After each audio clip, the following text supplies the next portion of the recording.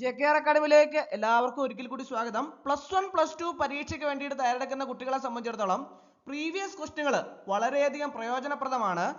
5 വർഷത്തെ പ്രീവിയസ് ക്വസ്റ്റ്യനുകൾ ഉൾപ്പെടുത്തി തയ്യാറാക്കിയ റാങ്ക് ഫയൽ ലഭ്യമാണ്. +1 ഉം +2ന്റെയും 5 മുൻ വർഷത്തെ പ്രീവിയസ് ക്വസ്റ്റ്യൻ പേപ്പറുകൾ ഉൾപ്പെടുത്തിയ റാങ്ക് ഫയൽ ആണ് തയ്യാറാക്കിയിട്ടുള്ളത്. അപ്പോൾ പ്രീവിയസ് ക്വസ്റ്റ്യൻ പേപ്പർ മാത്രമല്ല അതിന്റെ ആൻസറും ഉൾപ്പെടുത്തിയിട്ടുണ്ട്. അപ്പോൾ നിങ്ങൾക്ക് കുട്ടികളെ സംബന്ധിച്ചിടത്തോളം നിങ്ങൾക്ക് പ്രീവിയസ് ക്വസ്റ്റ്യനുകൾ ഡിസ്കസ് ചെയ്താൽ പരീക്ഷാ പേടി എന്ന ഒരു കാര്യം ഇല്ലാതാവുകയും പരീക്ഷയെ വളരെ ഈസി ആയിട്ട് ഫേസ് ചെയ്യാനും നല്ല മാർക്ക് സ്കോർ ചെയ്യാനും ടോപ്പ് മാർക്ക് സ്കോർ ചെയ്യാനും ഒക്കെ വളരെയധികം പ്രയോജനപ്രദമാണ് ഈ പ്രീവിയസ് ക്വസ്റ്റ്യൻസ് ഡിസ്കസ് ചെയ്താൽ. അതുകൊണ്ട് തന്നെ ഈ റാങ്ക് ഫയൽ കുട്ടികളെ സംബന്ധിച്ചിടത്തോളം വളരെയധികം ഉപകാരപ്രദമായിരിക്കും എന്നുള്ള കാര്യത്തിൽ യാതൊരു സംശയവുമില്ല.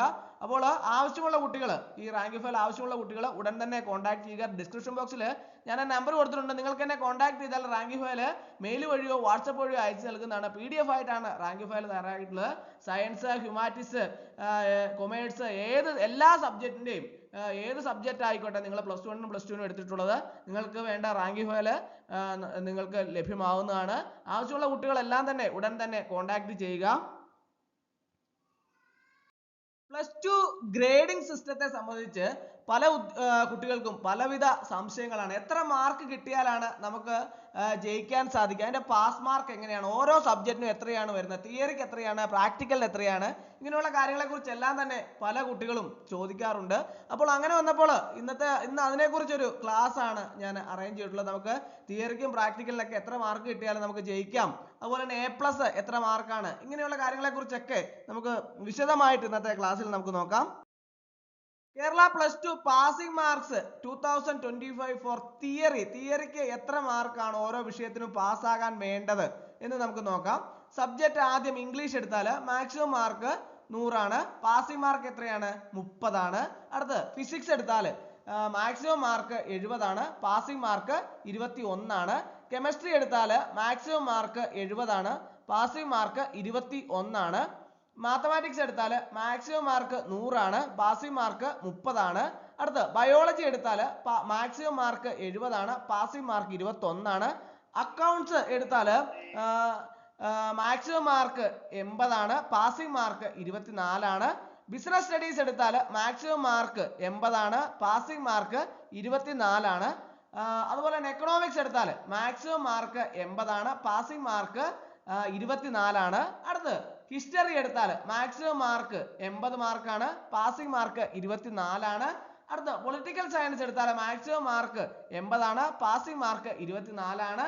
സോഷ്യോളജി എടുത്താൽ മാക്സിമം മാർക്ക് 80 ആണ്, പാസിംഗ് മാർക്ക് 24 ആണ്.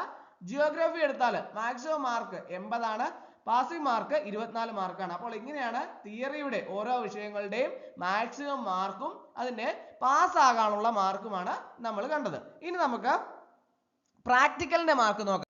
പ്രാക്ടിക്കലിനെ സംബന്ധിച്ചിടത്തോളം ഫിസിക്സിന് 30 മാർക്കാണ് മാക്സിമം മാർക്ക്, അതിന്റെ 9 മാർക്കാണ് പാസിംഗ് മാർക്ക്. അടുത്ത് കെമിസ്ട്രി എടുത്താൽ 30 മാർക്കാണ് മാക്സിമം മാർക്ക്, പാസിംഗ് മാർക്ക് 9 ആണ്.